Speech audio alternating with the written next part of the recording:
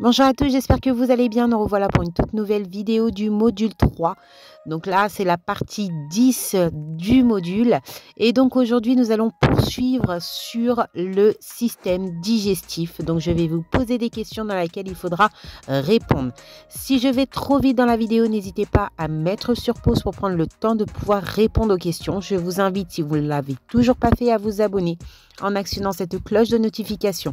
Si vous n'avez pas vu les précédentes vidéos sur le système digestif, sur les signes d'une maladie due aux problèmes digestifs, je vous invite tout simplement à regarder les précédentes vidéos.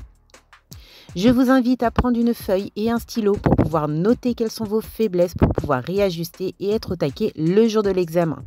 N'hésite pas, si tu as des questions, une demande en particulier, à le mettre en commentaire. Et je te dis bonne révision, à tout de suite. Quelles sont les fonctions du système digestif?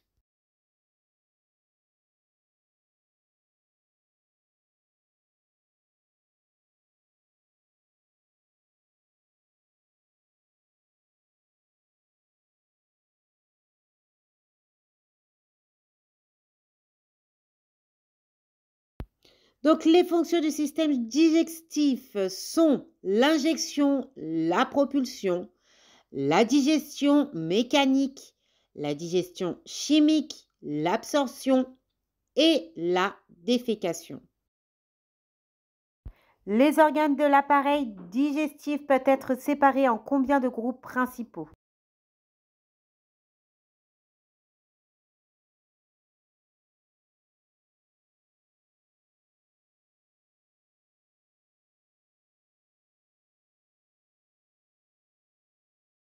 En deux groupes principaux. Quels sont les deux groupes principaux des organes de l'appareil digestif?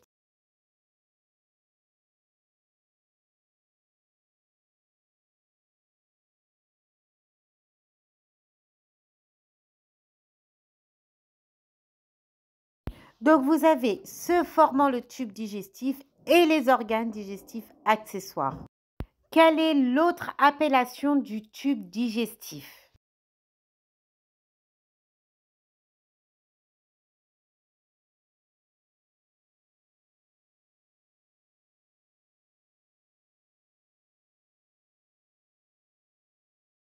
On le nomme également tractus gastro-intestinal. Expliquez-moi avec vos mots, qu'est-ce que c'est le tube digestif?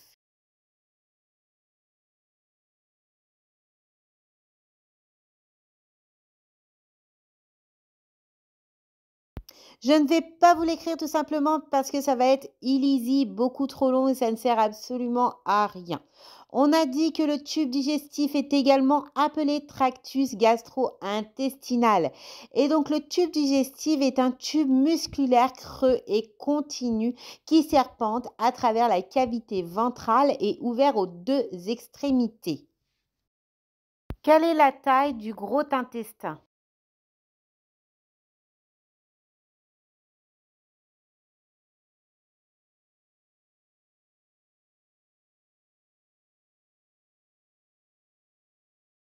Donc la taille, la longueur est d'environ 1,5 m. Oui, le gros intestin a un diamètre beaucoup plus grand que celui de l'intestin grêle, mais sa longueur est plus courte. Celui-ci va s'étendre de la valve iléocolique à l'anus. Quelles sont les fonctions du gros intestin?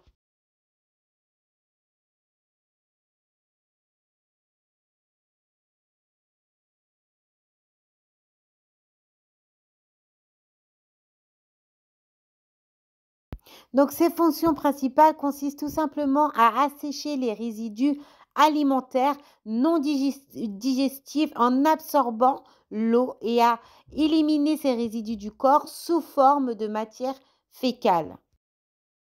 Quelle est l'autre appellation pour décrire les dents de lait?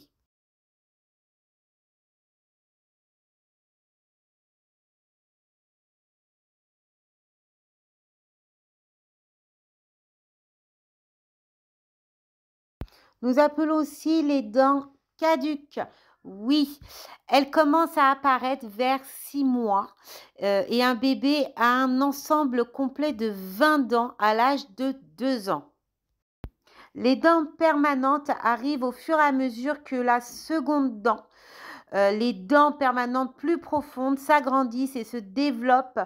Les racines des dents de lait se résorbent et entre 6 à 12 ans, elles se détachent et tombent. Nous restons sur les dents. Les incisives servent à quoi?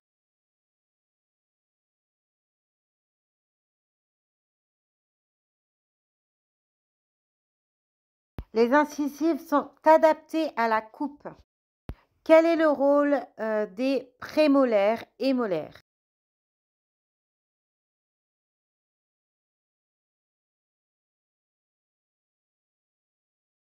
Qu'on vienne au broyage. Qu'est-ce que c'est que la cavité pulpaire?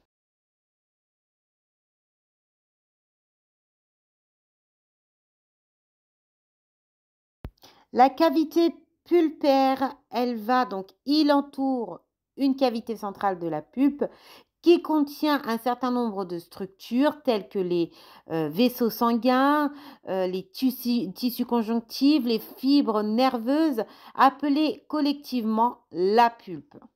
Qu'est-ce que c'est que le canal radiculaire?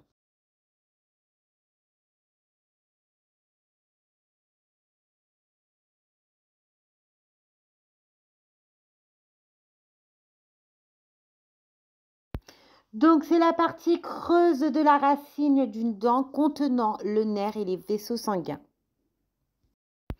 Quelles sont les glandes salivaires qui vident leurs sécrétions dans la bouche?